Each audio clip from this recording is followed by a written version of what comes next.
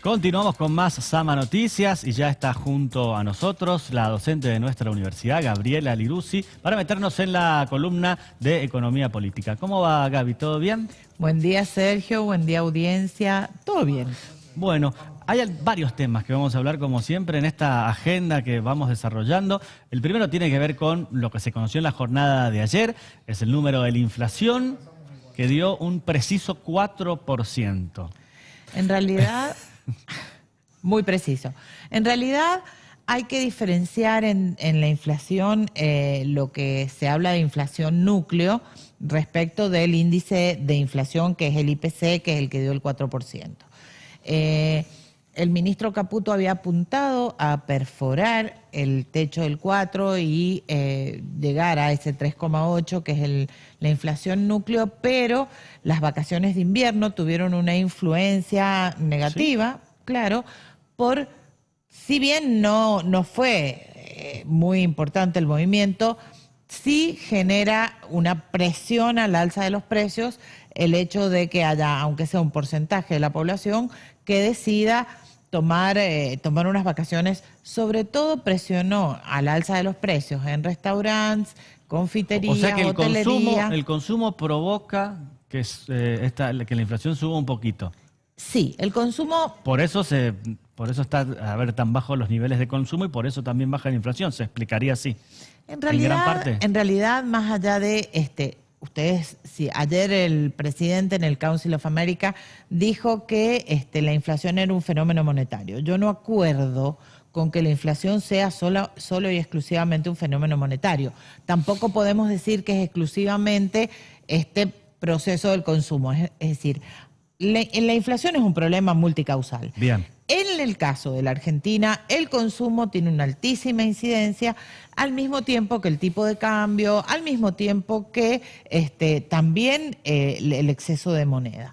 De todas maneras, el movimiento de gente, el aumento de consumo, le dio como un respiro a ciertos sectores para aumentar los precios.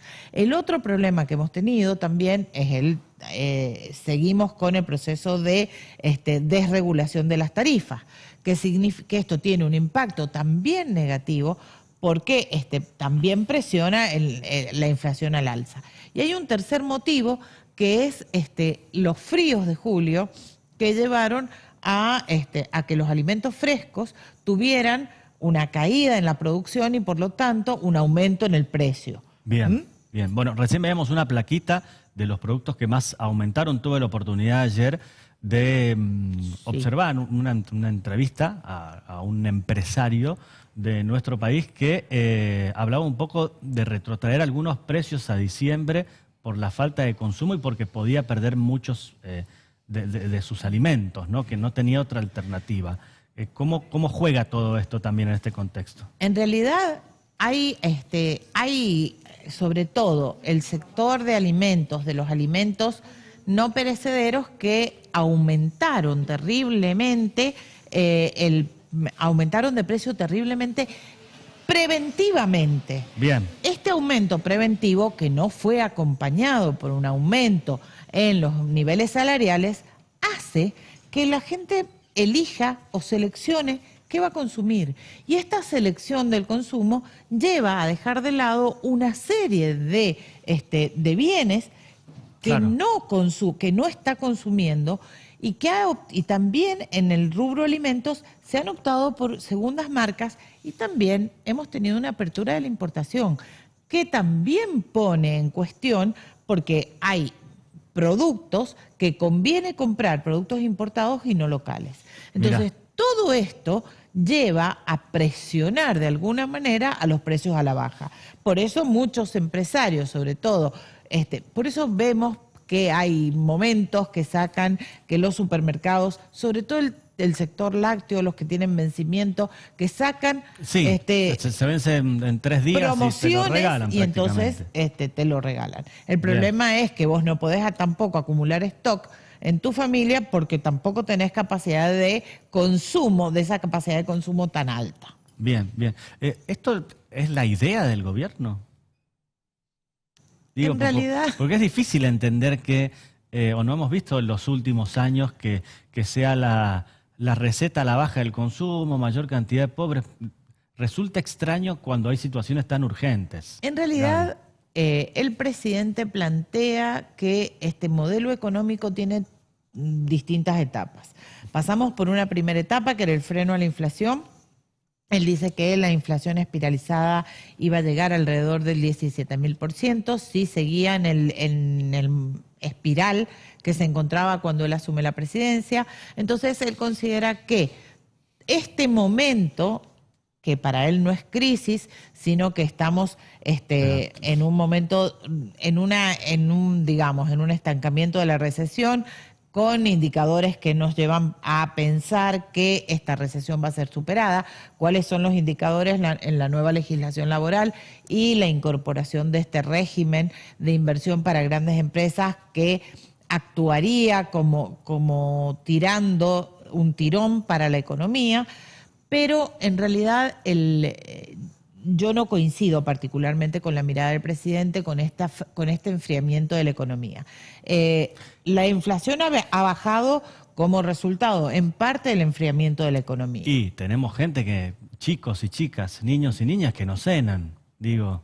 Y el observatorio, ese es el dato que salió ayer en el observatorio de la deuda social claro, de la UCA, que está a cargo de Agustín Salvia, que hace mucho tiempo que está manejando estos datos, en donde sabemos que el 63% de los menores entre 0 y 17 años solo hace una comida al día. Claro. Y además, asociando este dato con el dato de que en la Ciudad Autónoma de Buenos Aires se necesitan 930.000 pesos para no caer bajo la línea de pobreza, podemos dar cuenta de que hay una sociedad que está fuertemente empobrecida. Yo sé que se puede explicar con teorías, pero uno no puede correrse del lado sensible de ver que sucedan estas cosas.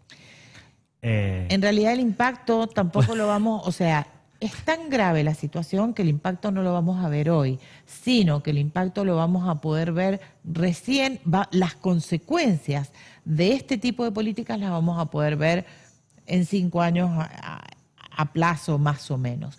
De todas maneras, hay que esperar, hay que ver cómo se va a comportar esta nueva legislación laboral y hay que ver cómo se va a comportar esta aplicación de este régimen de las grandes inversiones para saber si realmente va a tener un efecto positivo sobre la economía o no. Asociado a esto, se habla también de una recuperación del salario y en realidad esta recuperación del salario estos últimos 3 meses, el aumento del salario ha sido mayor que el índice inflacionario. El problema es el retraso salarial que venimos teniendo. Si nosotros pensamos que si lo hacemos anualmente, si comparamos la inflación con el salario que tenemos entre este mes de julio y el mes de julio del 2023, la diferencia es los salarios han subido el 216%, mientras que la inflación ha subido el 276%. Bien. Entonces, seguimos perdiendo frente a, en la brecha salarial seguimos perdiendo.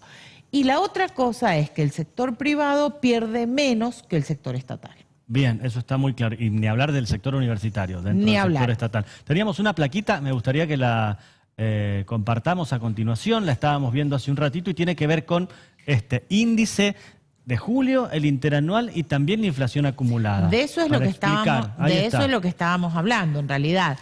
Estos índices del 4% es el índice del mes de julio. Si nosotros lo hiciéramos a esta comparación interanual, nos damos cuenta que el 263,4%. Entonces, en realidad, en lo que va del año, la inflación acumulada es del 87%, mientras que la recuperación salarial no llega a ese número. Es lo que estábamos hablando en este momento, ni siquiera a la mitad. Gaby, un placer como siempre. No, gracias a ustedes. Hasta la próxima semana. Que tengan buen fin de semana.